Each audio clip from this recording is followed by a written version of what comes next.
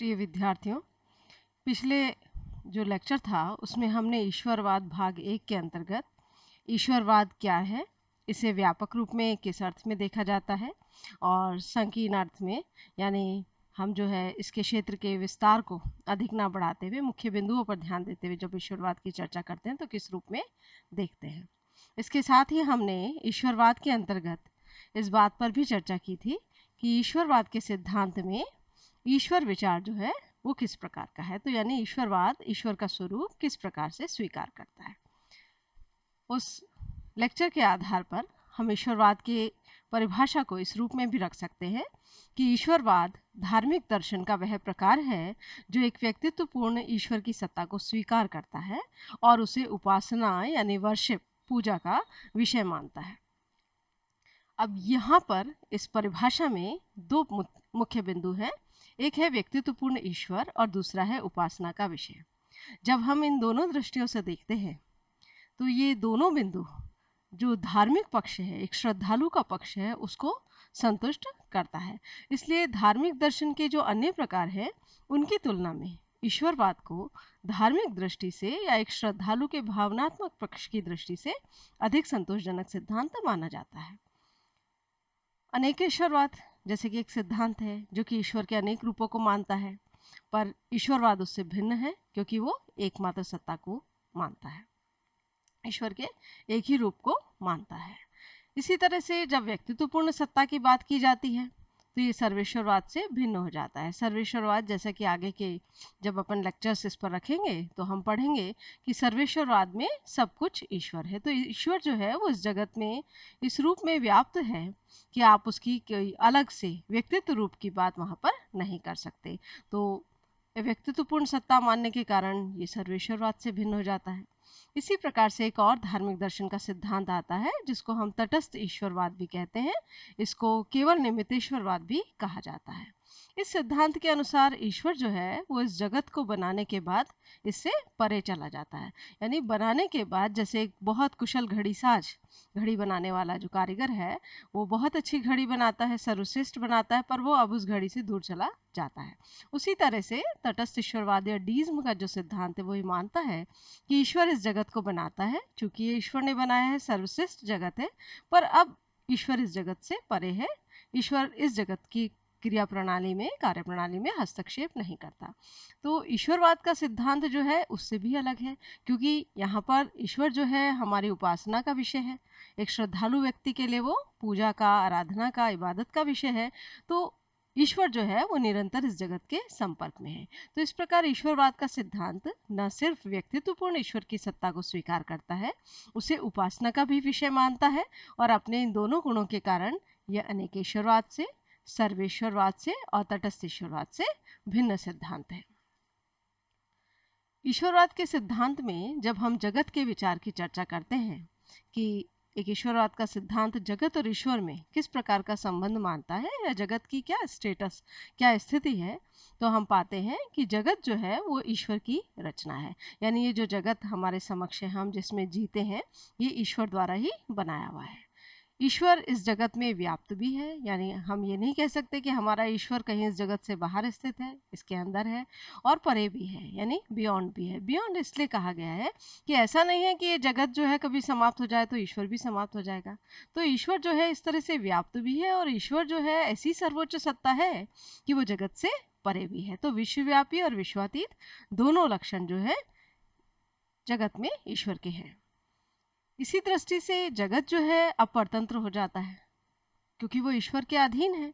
जगत को अपने होने के लिए, विश्व को अपने होने के लिए ईश्वर की आवश्यकता है, पर ईश्वर को अपने होने के लिए जगत की आवश्यकता नहीं है। जगत और ईश्वर के संबंध में ये एक महत्वपूर्ण विचार ईश्वरवाद का है कि ईश्वर जो है उसने जगत की रचना तो की है, इसलिए उसे सृष्टा कहा गया है, पर साथ ही साथ इस जगत के पालन पोषण का भी ईश्वर जो है कार्य करता है। तो इस तरह से जगत जो है, हम जब ईश्वर से प्रार्थना करते हैं तो ये यहाँ पर इस विचार की स्वीकृति है कि हाँ, ईश्वर ही इस जगत का पालन पोषण है, इसलिए इस संदर्भ में जो प्रार्थना की जाती है, याचना की जाती है, वो ईश्वर को पालनहार मान के भी हम करते हैं। और साथ ही साथ इस जगत में जो संहार का कार्य है, जो भी कुछ नष्ट होने की जो क्रिया प्रणाली हमें देखने को मिलती है, या हम ये देखते हैं कि जगत जो है वापस से ईश्वर, अधिकतर जो है धार्मिक ग्रंथ प्रलय के सिद्धांत को मानते हैं, तो संहार का कार्य, प्रलय का कार्य भी जो है ईश्वर करता है। तो इस प्रकार से ईश्वरवाद में जगत के विचार को हम इन 4 बिंदुओं से समझ सकते हैं। इसी प्रकार ईश्वरवाद में हम मानव विचार को भी जो है इन 4 बिंदुओं से समझ सकते हैं। ईश्वर ने मानव को रचा है, चूंकि समस्त सृष्टि को रचा है तो मानव भी उसकी रचना है, पर ये एक ऐसी बेहतरीन रचना है जिससे उसने संकल्प की स्वतंत्रता दी है। आप सभी ने द्वितीय वर्ष में नीति शास्त्र का प्रश्न पत्र पढ़ा है, और हम सभी जानते हैं कि मनुष्य के नैतिक होने का एक आवश्यक जो शर्त है, या हम कहें कि प्री कंडीशन है, वो है संकल्प की स्वतंत्रता।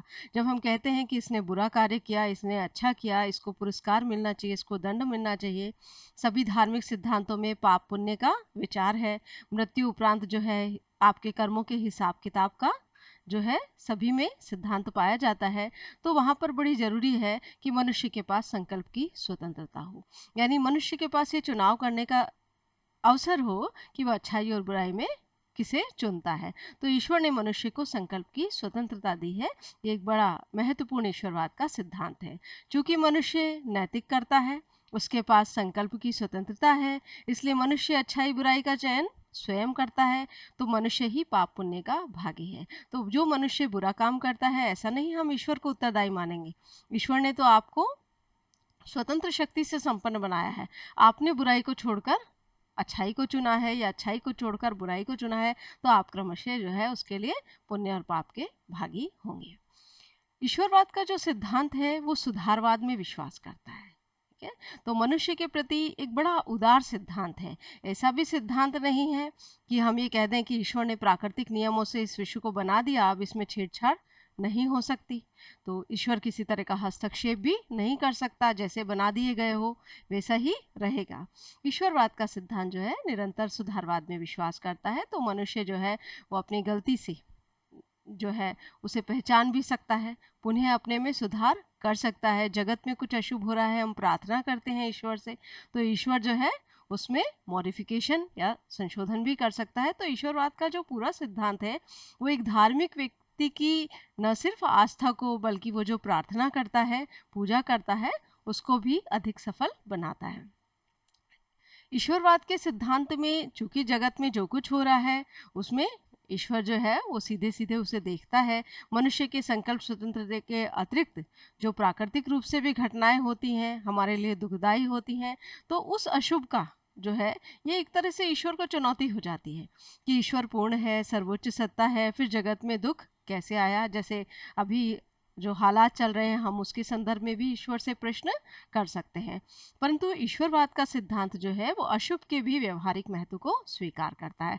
आप भी देख सकते हैं, यदि हम पर्यावरण संकट को देखें तो उसमें जो कोरोना का जिस तरह से विकास की गतिविधियां बाधित हुई हैं, हम उसके सकारात्मक पक्ष को भी देख सकते हैं कि मनुष्य जिस तरह की जीवन शैली अपना रहा था, प्रकृति को जितना नुकसान पहुंचा रहा था, तो कहीं ना कहीं उसे एक सबक सिखाया जा सकता है। तो ईश्वरवाद इस दृष्टि से भी अशुभ को देखता है कि संसार में जो दुख आता है, विपदा आता है, वो ईश्वर हमें कोई ना कोई उसकी जो शिक्षा है वो अच्छे के लिए है, हमें कुछ अच्छा सिखाना चाहता है। तो ईश्वरवाद में हम मानव विचार को इन बिंदुओं से समझ सकते हैं। ईश्वरवाद के जो सिद्धांत है, धार्मिक सिद्धांत, तो उसको यदि हम निष्कर्ष रूप में देखें कि ये किस प्रकार का दार्शनिक सिद्धांत है, तो हम ये पाते हैं कि धार्मिक जो दर्शन है उसके विविध प्रकारों में मनुष्य के बौद्धिक पक्ष को संतुष्ट करने में तो ईश्वरवाद असफल रहता है। जैसे हम यदि तर्क से चलें, एक श्रद्धालु को तर्क की आवश्यकता नहीं है। हमने पहले ही लेक्चर में इस चीज को स्पष्ट कर दिया था कि एक धार्मिक व्यक्ति को इस तरह के तर्कों की आवश्यकता नहीं है। वो अपना जो आदर्श विषय है उसको पूर्ण समर्पित होता है, प्रतिबद्ध होता है। पर जो मनुष्य विवेक का उपयोग करते हैं वो इस तरह के प्रश्न उठा सकते हैं कि भाई, जब ये ईश्वर व्यक्तित्वपूर्ण है, अब ईश्वर का आपने व्यक्तित्व मान लिया, वो जो है दया, करुणा, न्यायशीलता, इन गुणों से परिपूर्ण है, तो फिर आप उसको सीमित कर रहे हैं। हर विशेषण यानी हर गुण ईश्वर का बता रहे हो कि भाई वो दयालु है, तो फिर वो दुष्टों के साथ किस प्रकार से न्यायशील होगा। ठीक है। तो इस तरह के जो तर्क उठते हैं वहां पर व्यक्तित्व पूर्णता के साथ असीमता का जो गुण है उसका विरोध होता है। इसी तरह से हम कहते हैं ईश्वर सर्वशक्तिमान है, फिर हम कहते हैं कि जगत में अशुभ विद्यमान है। तो अभी अपन ने पढ़ा कि अशुभ जो है वो किस कारण से ईश्वर ने जोड़ा है, पर फिर भी तार्किक व्यक्ति इस तरह की बात कर सकते हैं। तो जब बौद्धिक पक्ष को संतुष्ट करने की बात आती है और ये प्रश्न भी उठता है कि हम ईश्वर की रचना है, हमारा जीवन तो बड़ा दुखपूर्ण है, तो उसने क्यों पैदा किया। तो इस तरह के तर्क से जब हम चलते हैं तो ईश्वरवाद के सिद्धांत जो है वो पूरी तरह से संतुष्ट नहीं कर पाता। परंतु धर्म जो है हम सभी जानते हैं कि मनुष्य का भावनात्मक पक्ष से प्रमुख रूप से संबंधित है। दर्शन का आधार तर्क है, धर्म का आधार आस्था है, और भावनात्मक पक्ष में मनुष्य चाहता है कि उसका जो आराध्य विषय है उसके साथ वो एक संबंध जोड़ सके। वो संबंध प्रेम का, आदर का, प्रतिबद्धता का होता है। और जो ईश्वरवाद है वो मनुष्य के इस भावनात्मक पक्ष को पूरी तरह से संतुष्ट करने में सफल रहता है, क्योंकि हर उपासक जो होता है वो चाहता है कि उपास्य जो है उसका ईश्वर जो है, उसका जो परमात्मा है या जो भी आदर्शपूर्ण विषय है वो पूरी तरह से उसकी बात को सुने, उसने जो उचित कार्य किया है उसको पहचाने, उसे न्याय संगत जो है वो पुरस्कार या दंड दे। तो मनुष्य का जो भावनात्मक पक्ष है इसको संतुष्ट करने में ईश्वरवाद एक पूरी तरह से सफल सिद्धांत है। अभी हमने ईश्वरवाद की चर्चा की, अगले लेक्चर में हम जो है अनीश्वरवाद की चर्चा करेंगे। धन्यवाद।